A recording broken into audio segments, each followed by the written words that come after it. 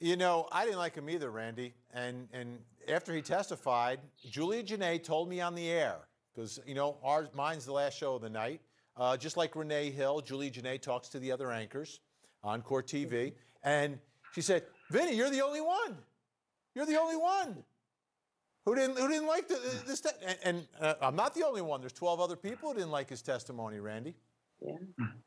Well, that's sort of what's interesting, right? You think when you're on the defense, you got the benefit because you don't need to get all 12 to like your guy, right? You just need to have one or two to get in the room and fight and say, I'm not going with a conviction. So that's what's interesting. I think, you know, this is not one of those cases where it was all or nothing. The prosecution tipped the scales. You know, if it was a civil case, I'm with him. I mean, I think he probably did it.